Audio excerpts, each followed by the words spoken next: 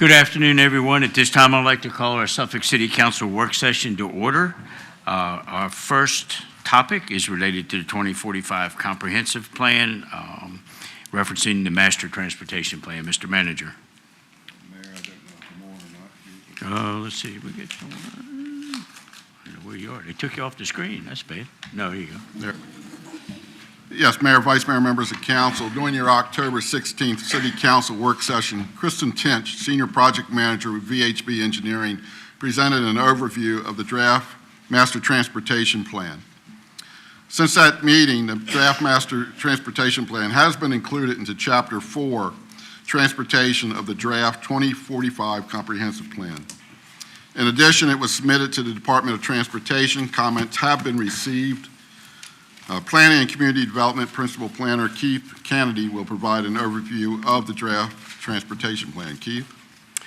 Good afternoon, everyone. Mayor Duman and members of City Council. As stated by the City Manager, this is an update on the Suffolk 2045 project in preparation for City Council's public hearing scheduled for this evening.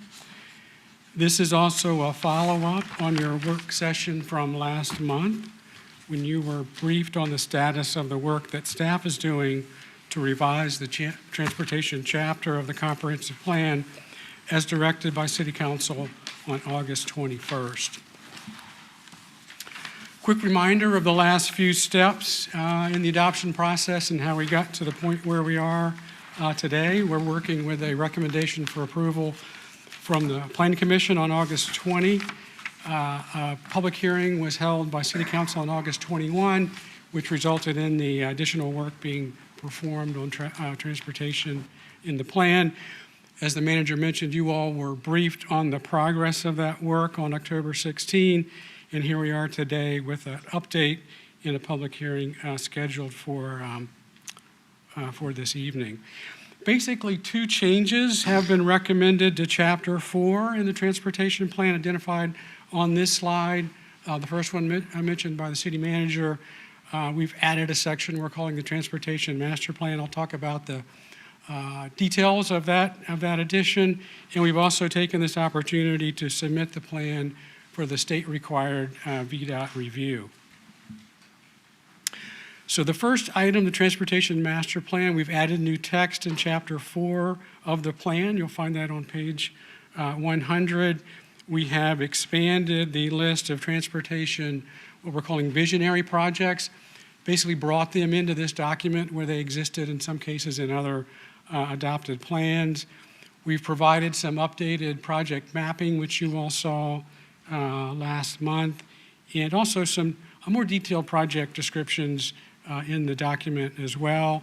All this really in the service of achieving these goals, present a broad vision of transportation network of the future, address both congestion, safety, and connectivity. And again, probably the big one for this particular document, promoting focused growth and mobility. And really the transportation section is a service to that overall goal. We consider, of course, all modes, cars, freight, bicycles, and pedestrians. And again, very importantly, this is a policy document that supports other documents that get into much more detail with transportation improvements, including the city's CIP. And again, provides broad policy without boxing you in to a decision on alignments, which of course, again, comes in later steps of the process. Here's an example of a map that appears in this new recommendation showing you these 4 of the additional projects that are added. Again, giving you the detail and the context of what's being proposed in that particular area. So that gives you an idea, again, of what we're recommending. The second item, again, one of several, actually, Virginia Code requirements for the comp plan update, deals with a VDOT review. Here's the code section, essentially making sure that the work that localities are doing is consistent with what's going on outside their boundary in their region and in their general area. We did submit the draft plan for VDOT's review on October 2nd, got comments back on the 31st, and I want to identify the recommendation that we're making, adding new language on page 111. I'll show that on the next slide. This, we believe, meets our requirement to satisfy VDOT State Code section, and we will be submitting a copy of the adopted plan for them upon adoption, and that essentially closes out the process. So here's the language. I want to read this through quickly to give you an idea of what the context is here and why we think this particular language makes sense. VDOT commented 3 areas actually that they called to our attention subject to this code section. It was 3 maps that they want to make sure, again, we're consistent with those maps. So this language was proposed, included in page 111 in the document. It is the intent of the information presented within this document to be consistent with the Commonwealth Transportation Board's adopted 6-year improvement plan, one of the plans, the region's long-range transportation plan, and any adopted information related to depiction of roadways comprising the state highway system. The other one had to deal with the classification of different roads. All of those documents are subject to change, and that's kind of the important part of this language. These documents and information are received and updated regularly. As such, to achieve continued compliance with this section of Code of Virginia, any future updates of these statewide transportation documents are incorporated by reference in the comprehensive plan. The city collaborates closely with the Virginia Department of Transportation and the Hampton Road Transportation Planning Organization to ensure transportation priorities align with these documents. And that's what we're proposing that we include. Rather than go in and change every document or every table, those are going to be constantly updated, and you all will be a part of that. The folks, of course, that on this council serve on the HRTPO, the folks who serve on the tech committee at the PDC. Monthly collaboration is going on in the region to make sure that we all work together on transportation planning for the region. And of course, it's important to keep in mind that collaborating in that process is a federal law, and it's tied to your funding. So clearly, that's something that we're going to continue to do going forward. This gives us an opportunity, I think, to clarify this issue for the public in general. A little bit redundant with the federal law, but really, really important to keep that in mind for Virginia counties and cities and towns who have to comply with this. Again, because Suffolk is part of a federal metropolitan planning area, we've been doing this for a long time, and we'll continue to do that going forward. So that's the quick summary of the changes that we've made, and we'll, of course, provide a more detailed briefing for you this evening on the plan as we bring it forward for action in the public hearing. So that concludes my presentation. Happy to stand by for any comments or questions that you all might have. Great. Thank you, Mr. Kennedy. Council, questions or comments? Councilman Johnson? I'll be easy. Thank you. I think that this, I mean, I've been through all of it as best I can go through it and understand it, that this is going to satisfy what I was looking for at any rate as far as transportation goes and how it relates to the 2045 plan. And it's going to be the updated, like quarterly, is that monthly? How often do they update with VDOT? Or is that just an ongoing thing every time we? It depends on the document. You know, Right. Of course, the 6-year plan, every 6 years. The long-range transportation plan, every 4 years, Robert?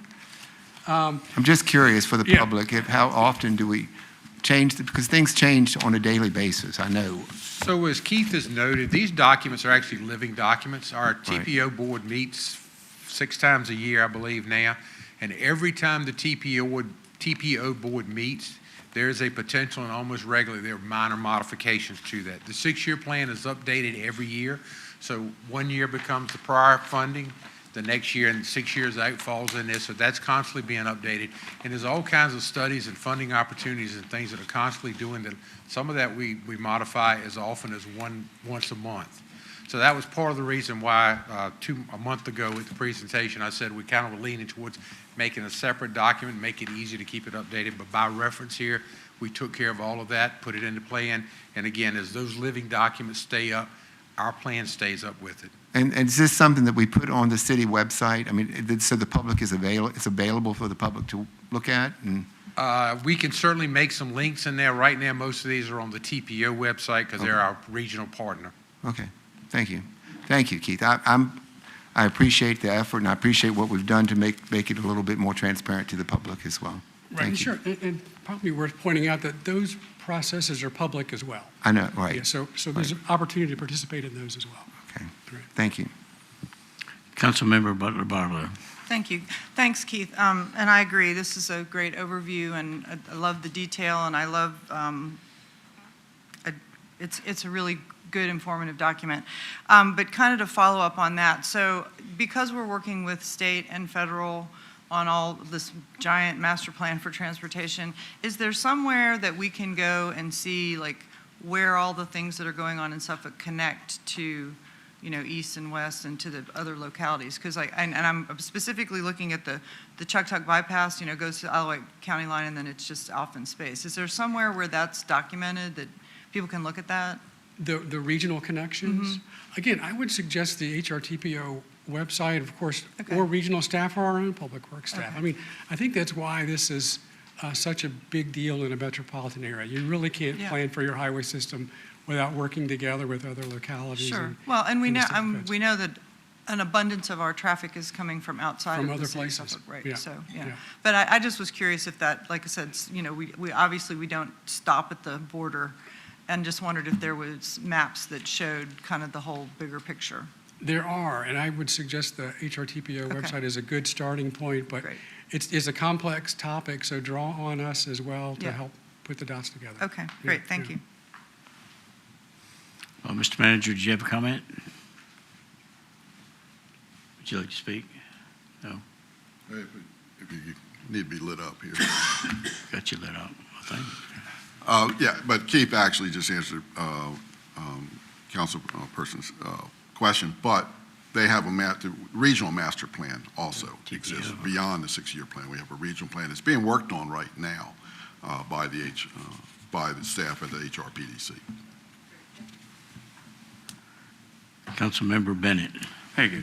This is just a question that has been brought to my attention in the last couple of weeks. The southern bypass, some of you might remember, it was designed in 58. Bypass was put in the plan to go around the southern part of the city and connect that way and go through the Dismal Swamp. Is there anything in the plan that we're looking at going to the southern part of the city with any type of bypass or connection? So as a part of the plan we're working on now, you'll see something called the Carolina Road Connector. That's envisioned to be a boulevard-type road that would come off the end of the 1332 bypass at Carolina Road and go east around to White Marsh. I believe the piece you're talking about is what we used to call the southeast bypass. It kind of wrapped around the swamp. Right. About 15, 17 years ago, we engaged, again, all the agencies, which the primary agencies were the Army Corps of Engineers, the EPA, and most importantly, the Department of Fish and Wildlife because of the Great Dismal Swamp. And we did a pretty extensive study, probably took about 18 months to go through that, and the end result was all the environmentalists came back and said, there's no way we'll ever permit a road to come around and impact that part of the swamp. So if we don't get into wetlands, the next option is we've got to go through a community. Well, again, we've got a historically disadvantaged minority community, and we certainly do not want to put a road through there and wipe that community out. So the likelihood, while I'd never say never, because sometimes we get told never actually occurs, the likelihood of that is extremely small because, again, like I said, those federal agencies have just said they would not support that. So that's why we're working on this other connector and trying to find different connections to get that traffic around. Okay, so what you were saying is the 5 Mile Farm thing connect to 32 is what we'll be looking at, you know, and White Marsh Road where it's supposed to go across, connect. Yes, sir. It's not a 5 Mile farm that I'm aware of Oh, right that well, way. five But yes, mile. sir, it'll come in, it comes over the hosier. Yeah. And that piece, we're pretty far along, maybe with a private partner on that to get that moving. The next piece, again, we've got some development partners already on the hook for part of that to bring it to White Marsh. So we are looking at that connector around the southern side to open that in the downtown hub. Okay, thank you. Council, any other questions or comments? If not, I did have a few questions concerning some of the transportation projects, but I'm just going to wait and bring those up when we discuss the 2045 plan. So thank you very much. Thank you. Okay, we'll now move to our second item, which is a staff report concerning the preserve at Lake Meade. Mr. Manager. Yes, Mayor, Vice Mayor, members of council, as directed by City Council at your September 18th meeting, staff, along with assistance from the City Attorney's Office, has reviewed the status of the preserves at Lake Meade's development. The issues cited by the residents, subsequent developer remediation efforts, and what elements are overseen by the city and what potential code amendments to be part of future considerations. The Director of Planning and Community Development, Kevin Wine, will provide the staff report. Kevin? Thank you, Mr. Manager, Mayor, Vice Mayor, members of council. As the manager stated at your meeting on September 4th, a motion was made to have staff, the city manager, the city attorney, collaborate and look in and identify what the city can do to remediate the ongoing issues as they have been observed at the under construction preserve at Lake Meade subdivision off of Pitch Kettle Road. Those key issues at the time included the installation of some of the open space amenities and maintenance, the timeliness of ongoing construction in certain areas that have been developed with homes for a significant period of time, the maintenance of some of the open space amenities that have been installed by the developer, and the potential failures of some installed improvements that will be eventually turned over to the city as their public improvements. So staff has been working with members of the community as well as the developer going back to May at this point. We've inspected the site and met with residents. Like I said, originally in May, formal notice was given to the developer in June 20th, and the primary deficiencies as observed and denoted in that notice involved the walking paths that traverse throughout the site, the athletic field at the front that's supposed to be a multi-purpose field that had not been graded or seeded appropriately, and the maintenance and overgrowth of areas that have been delineated as active open space areas. So the developer has really picked up working to rectify these deficiencies actively in August, and some of that construction and remediation continues, particularly as it relates to the athletic field at the front of the property, in which they did run into some issues with the weather over the summer, and getting to that a little sooner. So where does everything stand currently? The walking path has almost been completely reconstructed, or reconstruction is ongoing at this point. At this time, approximately 90% of the base of the walking trail, stone and grading work has been completed as a part of this reconstruction. That's a significant improvement over the original construction of the trail, which was quite deficient and not in compliance with the approved plans that were associated with this development. Once this base work is completed and that grading work, they'll go ahead and lay that top layer of stone, which is going to be a fine crushed dust on top of the paths in accordance with the approved plan.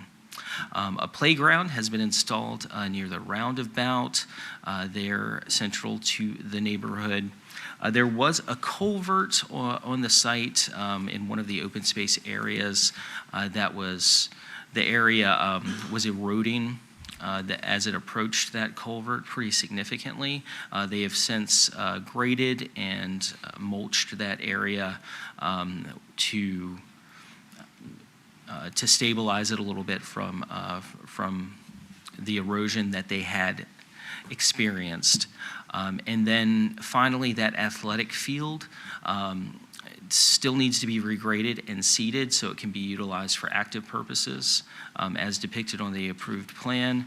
My understanding is Very recently, they have begun the tilling work on that field to begin the regrading process, which will lead to reseeding it to making sure it is appropriate, constant grade that would be suitable for athletic purposes.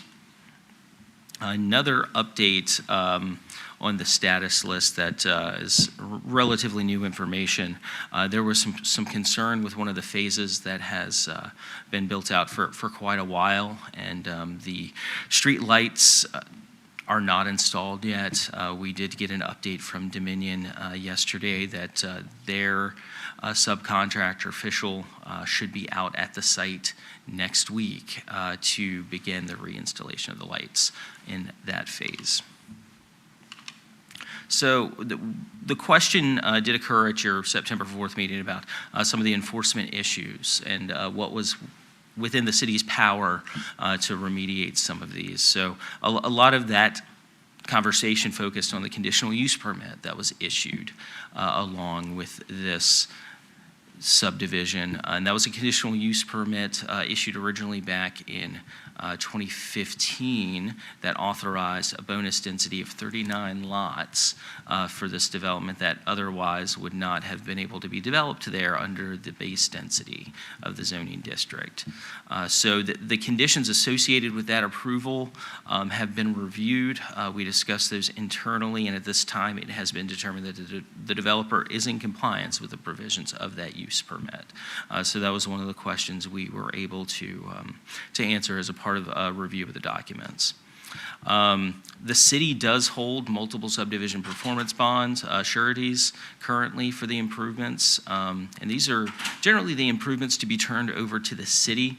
That would be your curb, gutter, sidewalk, stormwater infrastructure, things of that nature. Many of these areas remain under construction, but are regularly inspected by our Public Works Department and our construction inspectors to ensure that these are being installed correctly and or noting any potential failures of over those areas in which we still hold bonds for. We will continue to hold those sureties until all improvements have been deemed satisfactory by our inspection team with the city, at which time they have been deemed acceptable. That is when the developer will have to provide us a defect surety in which we will hold for 2 years that will cover any potential defects as a result of the work that their contractors have done on those public improvements. Additionally, the city does hold separate parks and open space sureties for the open space constructed on the site. We will continue to hold those improvements until there's satisfactory installation of the open space amenities and grading of those open space areas as depicted on the approved plan. Lastly, a part of this has allowed us to take a pretty close look at some of our provisions for development, particularly as it relates to open space within the city, but not just open space in these residential subdivisions, but the processes that we have in place for sureties as they are provided for subdivision performance improvements. We anticipate continuing to review those policies and looking at our UDO requirements to identify potential opportunities that would allow for improved efficiency and working towards some of the more best practices that have come into play in the recent environment to allow us just to be more efficient from that end. So that is the status update as it relates to the preserve at Lake Meade. I will be happy to stand by and address any questions or concerns you may have. Okay, thank you, Mr. Wine. Council, any questions or comments? Councilman Fawcett? Thank you very much for the update. I did notice when I had the opportunity to tour that out there and look at some of the deficiencies, it's quite remarkable that they still haven't got their streetlights in. Of course, that's a Dominion issue, I'm sure, and we all know how Dominion works at times. The other things was the playground area was disastrous. I'm not even sure it's ADA compliant where any child could even get up to the playground. So I'm hoping that, that they've improved that so that, and some of the equipment was actually pretty much in bad shape, broken, not usable, that type of thing. But I will say that I am really pleased in some ways that some of the deficiencies, because they had a ton out there of problems. And I'm glad that maybe the city and this council could help push that process along and hope that the developer will do better. As I was saying, that if that developer came before me today, he would have a very hard time getting an approval from me, because I feel like they could have done better. We shouldn't have had to deal with all these things that we've been dealing with that should have been dealt with without us even getting involved, along with the residents that live out there. So I appreciate the developer stepping up and fixing some of this, and hope that relationship between the community and the developer continues, so we don't have to have them come back here again in front of a council with complaints. So, Kevin, I appreciate everything and your update. Thank you. Councilmember Johnson. And Kevin, I'd like to just say, I've been watching this development as well because it's in my borough and going through, and they have made some real inroads. But I hope that our staff in your department will continue to monitor what's going forward because of the history and because of what we've had to experience, to make sure that this, and I'm kind of like Mr. Fawcett, it's still not where it needs to be, but it is getting much better. And I appreciate our effort as a city, but I would really like to see us continue to watch this, to listen to the citizens from that market. And we know enough people now to follow this thing through. And I'm anxious to see the ball field. I mean, that's a big part of the community. And when it was sold to us, I remember it like yesterday.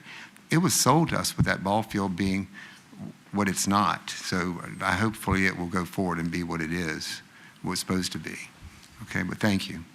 It's good to go right through there and see the continuing improvements. Council, any other questions or comments? If not, I want to thank the manager and staff. I want to thank the developer in this particular situation, and I want to thank our citizens for coming forward. During this process, hopefully we've learned a little thing in regards to responsibilities, what the city may or may not have jurisdiction or purview over. As far as our citizens are concerned, sometimes it's a matter of dealing with an HOA, not the city, because we do not have the ability to regulate certain things. If it's part of a contract, then that becomes a contractual issue. The only time the city is going to get involved is if it's an exception, if there's an issue with an ordinance or a code that is being violated. I am elated to see that last statement that Mr. Wine made, that we will be reviewing the bonding procedures and UDO requirements to identify opportunities for improved efficiency and best practices. And lots of times it's just a matter of staying up with it. As far as the developers are concerned, things change, weather conditions change, traffic changes, so they're not always aware of what's going on. And from the citizen's standpoint, they need to know that they can avail themselves of certain opportunities for the city to get involved, but also sometimes we, as I mentioned earlier, we can't get involved. There should be some reassurance that our citizens know that a lot of these issues are bonded, as are of a lot of the conditional use permits that we issue, either performance bonds or surety bonds, that in the unlikely event a developer is not able to perform their duties and follow through, then we are able to do that and have recourse against the bond. So with all that being said, once again, I appreciate everyone's cooperation and the staff willing to look at this and see if we can put some processes in place so if there is an issue, we can catch them a little bit earlier. So thank you very much, and that will, if I'm not mistaken, conclude our work session for this evening. We do have need for a closed meeting. Madam Clerk, if you would please read the motion for consideration. Did I leave you out? Oh, I'm sorry, I missed Councilmember Butler Barlow before we get our motion. Between the end of work session and before we go into closed session, I see that our council member-elect Ebony Wright is in the chamber this evening, and as we have done in the past with Councilmember Rector, and I believe with Councilmember Williams in the past, would like to invite her to join us for dinner if everyone is agreeable, and she is agreeable for that.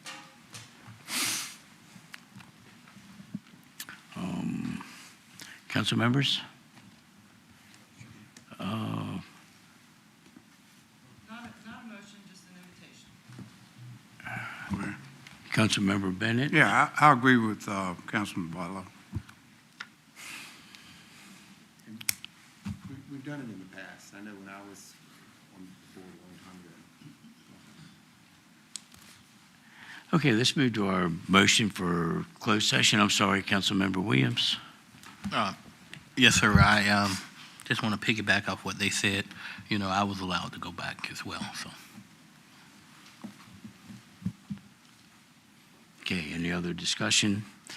If not, the motion would be in order to go into closed session. Madam Clerk, will you please read that motion for consideration? Pursuant to Virginia Code Sections 2.2-37118 and A1, consultation with legal counsel employed by a public body regarding specific legal matters requiring the legal advice of such counsel, and the discussion, consideration, or interviews of prospective candidates for appointment and the assignment, appointment, and performance of specific public officers or appointees of the city, specifically the appointments as shown on the attached list for vacancies or term expirations for the Early Childhood Development Commission, the Downtown Advisory Committee, the Hampton Roads Planning District Commission, the Historic Landmarks Commission, the Human Services Advisory Board, the Local Board of Building Code Appeals, the Paul D. Camp Community College Board, the Sister Cities Commission, the Southside Network Authority, the Suffolk Redevelopment and Housing Authority Board of Commissioners, the Tidewater Youth Services Commission, the Western Tidewater Community Services Board, the Western Tidewater Regional Jail, and the Wetlands Board. Council, a motion has been presented for consideration. Council Member Butler Barlow. Move to approve? Got a motion for approval from Council Member Barlow. Council Member Williams. Second that, Mayor. Second from Councilman Williams. Is there any discussion of the motion? Hearing none, council members prepare to vote. Please cast your vote. Madam Clerk, please record the vote. The motion is approved by a vote of 8-0. That concludes our work session, and we will reconvene at 6 p.m.